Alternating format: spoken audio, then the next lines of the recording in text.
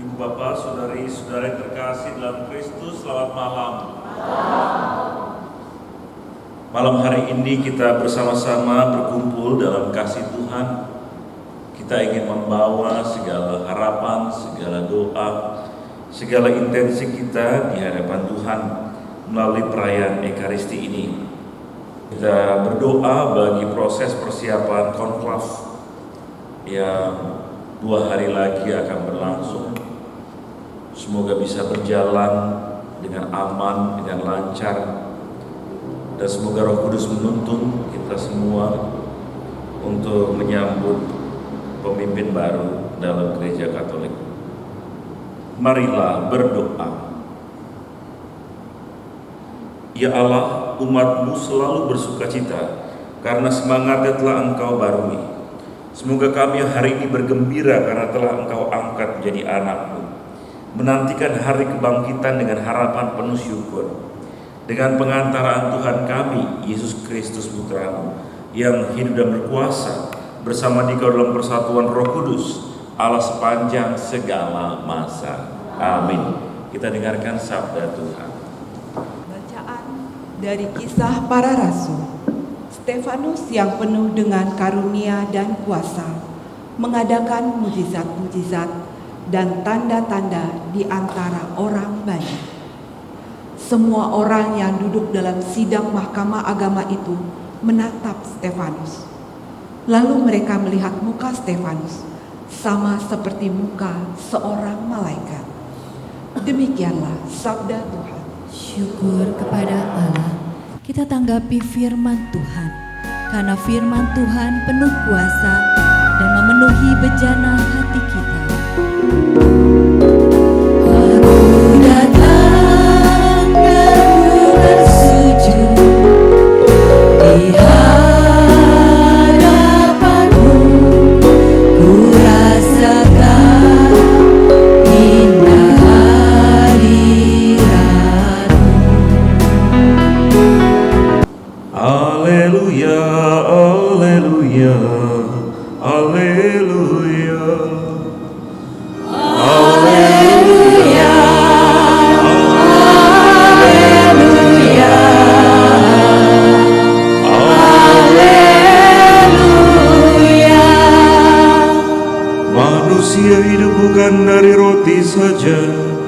Tetapi dari setiap firman yang keluar dari mulut Allah. Haleluya, haleluya, haleluya. Tuhan bersamamu. Dan bersama roh.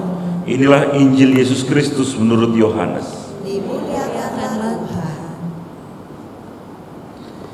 Setelah Yesus mempergandakan roti, keesokan harinya, orang banyak yang masih tinggal di seberang danau Tiberias.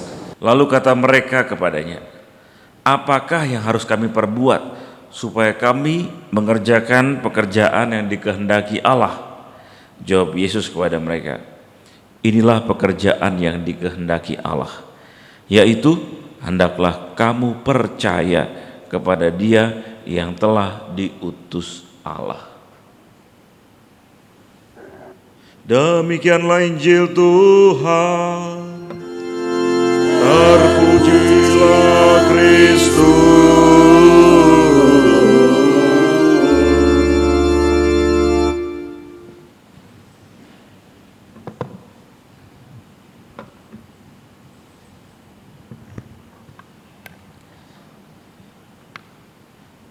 Ibu bapak, saudari-saudara, bro and sis yang terkasih, Shalom. Apa kabar? Luar biasa. Yes. Perkenankan juga saya mengucapkan selamat Paskah. Wah, ya. Masih Paskah ya kita, Paskah panjang sampai 50 hari. Minggu lalu kita bersama-sama melihat suatu peristiwa penting peristiwa bersejarah. Kita melihat pemakaman Bapa suci kita, Paus Fransiskus. Setidaknya dalam hidup saya pernah nonton 2 kali di TV. Yang pertama saat Yohanes Paulus kedua, ya saat itu. Lalu kemudian yang ini, Paus Fransiskus. Dan kita melihat begitu banyak orang yang datang berbondong-bondong, ya, berduyun-duyun sampai berjubel lapangan Basilika Santo Petrus, sampai ada berdiri di pinggir kali, ada yang di pinggir jalan. Mereka mungkin nggak lihat ya, ini lagi bacaan pertama, apalagi apa ya. Tapi mereka tetap datang walaupun nggak bisa melihat. Kira-kira apa yang mendorong mereka ya datang ke sana? Pasti karena mereka mengalami Paus Fransiskus sosok yang begitu dicintai, ya, begitu dikasihi.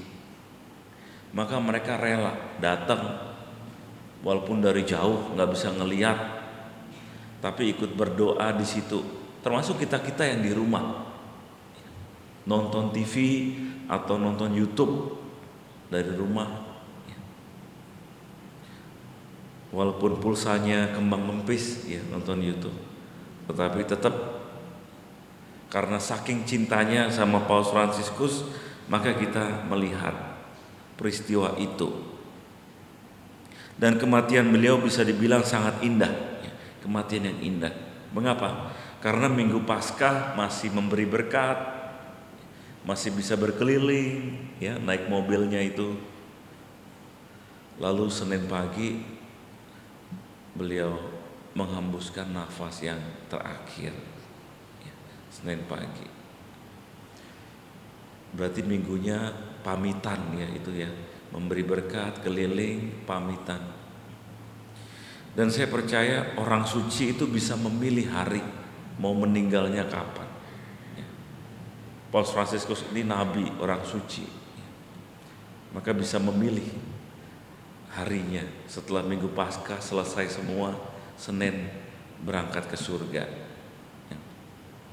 Dan kami di Jakarta juga kehilangan di momen-momen itu juga Romo paling senior di Jakarta ini, namanya Romo Suto Panitro, yang tugas di Kelapa Gading, usia 90 tahun. Kami para Romo ketika misa arwah bilang, Romo Suto ini orang suci karena milih hari meninggalnya Jumat Agung bareng Yesus yang wafat. Setelah semua selesai ibadah malam jam 7:30. Maka pesan moralnya, kalau pengen nanti milih hari kematian, jadilah orang suci, ya. Bisa pilih mau hari apa, tanggal bagus, hari bagus, ya. Seperti Paus Fransiskus dan Romo Suto. Romo Suto juga sebuah keajaiban. Mengapa kami bilang pilih hari? Karena hari Minggu sebelumnya, Minggu Palem, itu ventilatornya dicopot. Lalu dokter bilang paling 4-6 jam akan berangkat ke surga.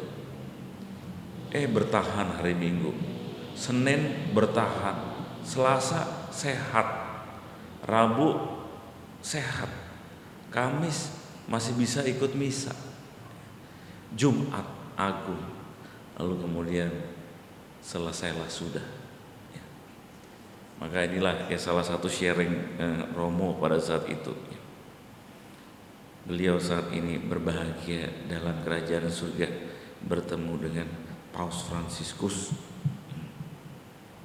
Nah, saudara-saudari terkasih, banyak orang yang datang, banyak orang yang mencintai sosok seorang paus lintas agama, ya luar biasa. Banyak sekali contoh teladan yang beliau ajarkan. Salah satunya misalnya dulu Paus Fransiskus mengundang 2 presiden dari Afrika yang sedang berperang, Sudan, dipanggil ke Vatikan. Lalu apa yang dilakukan? Paus Fransiskus mencium kaki 2 presiden itu. Mereka kaget dicium kakinya sama Paus Fransiskus. Tujuannya apa? Supaya berharap mereka tidak berperang lagi, supaya tidak ada nyawa yang harus hilang karena peperangan. Itu satu ya. Contoh yang luar biasa. Dan ternyata juga 1,5 tahun terakhir Paus Fransiskus itu setiap malam nelpon dan video call satu gereja di daerah Gaza, Palestina ya, yang sedang konflik, sedang perang. Ditanya, kamu makan apa malam ini? Pastornya menjawab, malam ini kami makan sayap ayam katanya ya. Oh iya, itu sayap ayam ini kemarin siang Bapak Suci. Oh iya, nanti saya kirim makanan ya, sambil bercanda. Lalu kemudian, kamu butuh obat apa enggak? Lalu Bapak Suci ya sambil ngomong bahasa Arab sedikit-sedikit ya, syukuran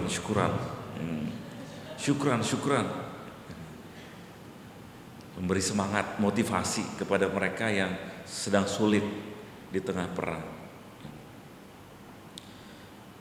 Tentunya itu menjadi dorongan moral buat mereka juga ya. Ditelepon Bapak Suci, coba Bapak Ibu malam ini setelah dari sini ditelepon sama Bapak Suci ya, kira-kira gimana coba ya? Kaget ya. Video call, waduh ya, video call dari Bapak Suci ya. Nah, itu kan bentuk kecintaan ya, bentuk hati yang diberikan. Maka tidak heran Injil hari ini kita melihat juga banyak orang berbondong-bondong mengikuti Yesus ya. Kalau istilah sekarang menjadi followers ya, menjadi followernya Yesus. Mengapa berbondong-bondong? Karena mereka telah melihat kuasa yang dilakukan oleh Yesus Kristus. Dan sebelumnya, kisah sebelumnya adalah Yesus memberi makan mereka roti sampai kenyang ya.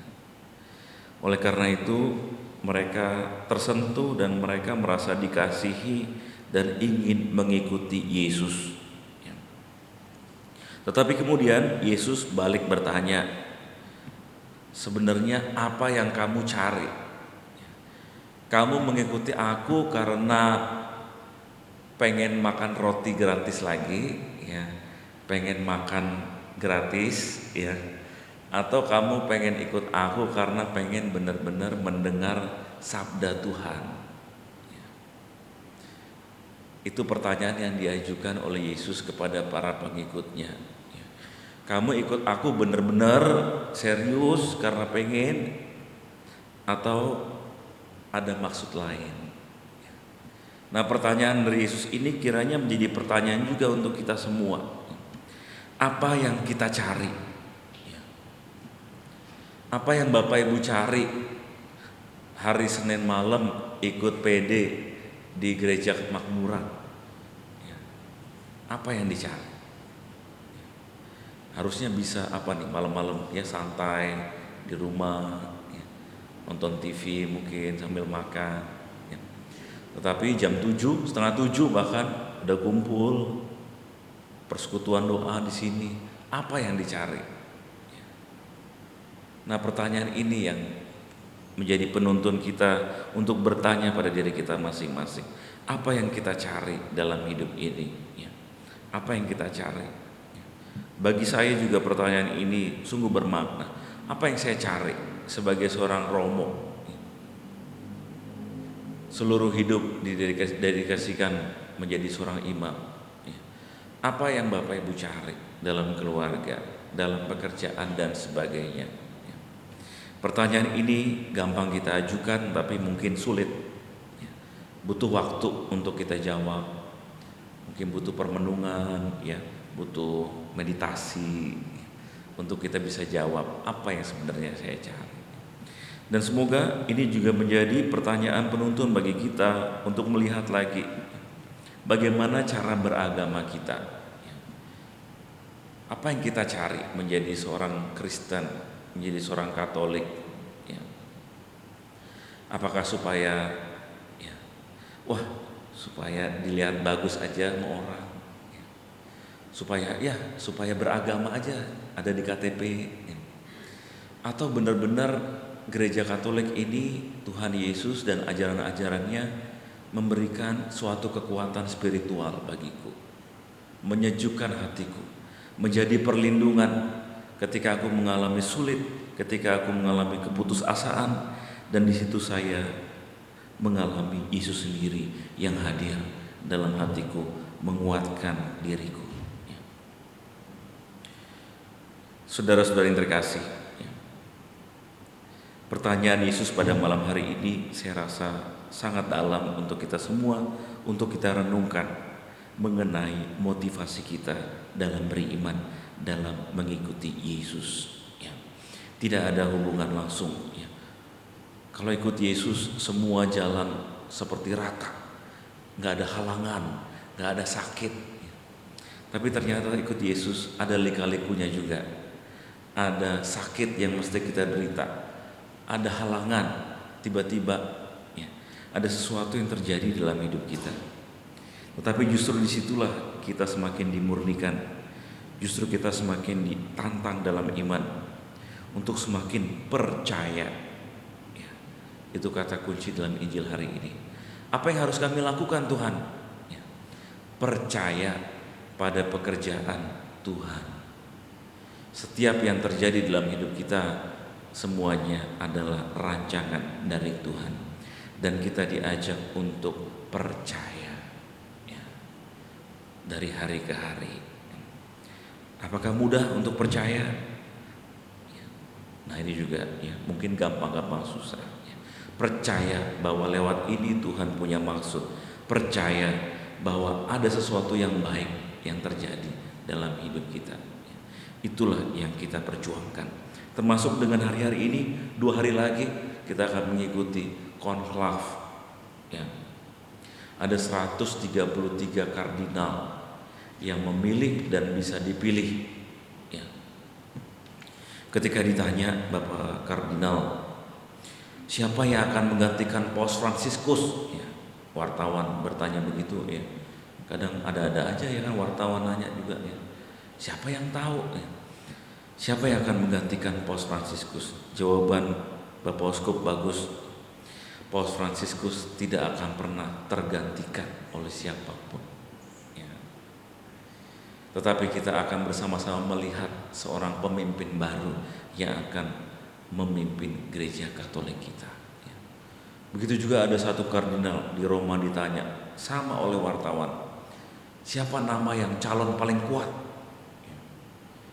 Tagle atau siapa Zuppi atau Parolin, nama-nama yang mungkin sering kita dengar. Lalu kardinal itu menjawab, kamu nyuruh saya sebut satu nama, padahal ada 133 nama. Gimana saya nyebutnya semuanya? Jadi semua adalah tuntunan Roh Kudus. Karena nggak ada yang tahu prosesnya seperti apa. Ada yang dibilang kuat, tiba-tiba nggak kepilih. Karena ada yang bilang yang masuk sebagai calon paus keluar sebagai kardinal. Artinya yang berharap menjadi paus ketika masuk Sistine Chapel keluar sebagai kardinal, nggak kepilih. Dalam arti semua adalah tuntunan Roh Kudus. Maka kita song-song konklav dengan penuh sukacita sambil juga kita berdoa, termasuk dalam perayaan Ekaristi ini 2 hari lagi. Prosesnya semoga berjalan lancar dan kita kelak mendapatkan paus yang baru untuk memimpin gereja Katolik. Semoga ini menjadi doa dan perjuangan kita bersama. Mari kita lanjutkan peziarahan hidup kita untuk mengikuti Kristus dengan segenap hati, semakin memurnikan motivasi hidup kita, mengandalkan Yesus dan percaya akan rencana agung Tuhan dalam hidup kita. Tuhan Yesus memberkati. Amin. Bapa yang baik, kami mohon untuk para kardinal yang akan mengikuti konklav pada tanggal 7 Mei 2025 mendatang. Utuslah Roh Kudus-Mu kepada mereka semua, agar mereka dapat memilih paus, pemimpin gereja-Mu yang baru sesuai dengan kehendak-Mu. Kami mohon. Kabulkanlah doa kami ya Tuhan. Kami berdoa pula bagi segala ucup intensi yang kami bawa dalam perayaan Ekaristi hari ini. Marilah kita mohon. Kabulkanlah doa kami ya Tuhan. Allah Bapa yang penuh kasih, dengarkanlah doa-doa yang kami sampaikan dengan penuh iman dan harapan kepadamu. Semoga kami semakin siap sedia mewartakan kasih di setiap langkah kehidupan kami. Demi Yesus Kristus Tuhan dan pengantara kami. Amin.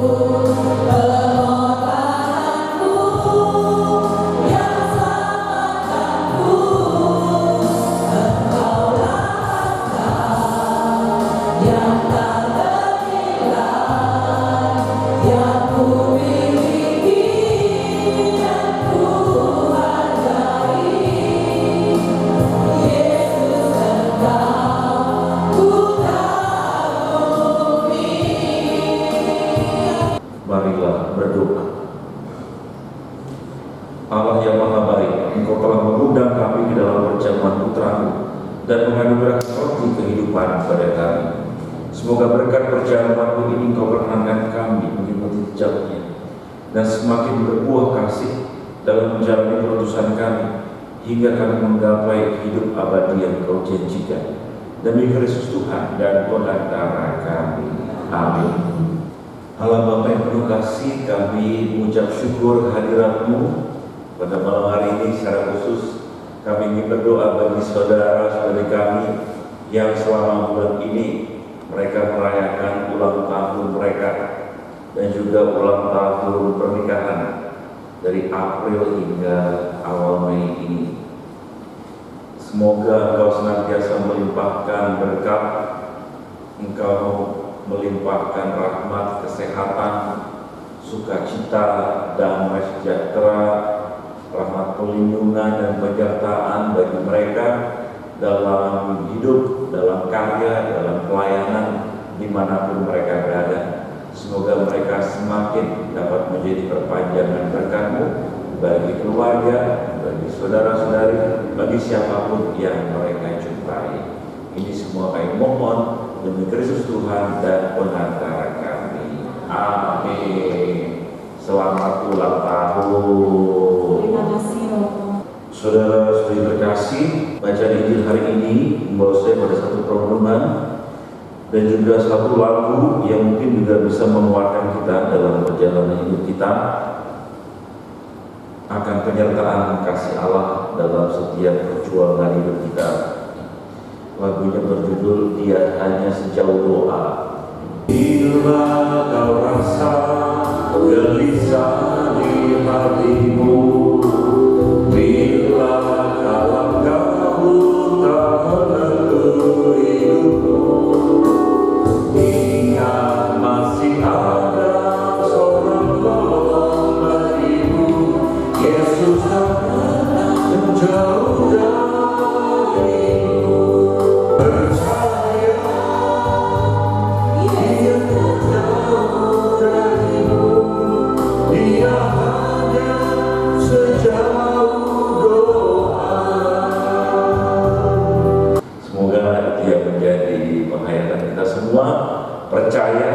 Yesus hanya sejauh doa.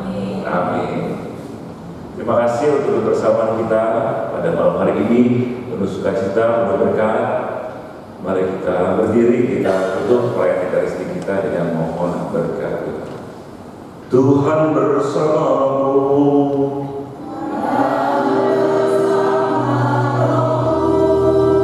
Semoga kita semua, keluarga kita, komunitas kita, orang-orang yang kita kasih dan kita doakan, senantiasa dilindungi, dibimbing dan diberkati oleh berkat Allah yang Maha Kuasa, Bapa dan Putra dan Roh Kudus. Amin. Dengan ini perayaan Ekaristi kita sudah selesai. Marilah pergi, kita diutus. Amin.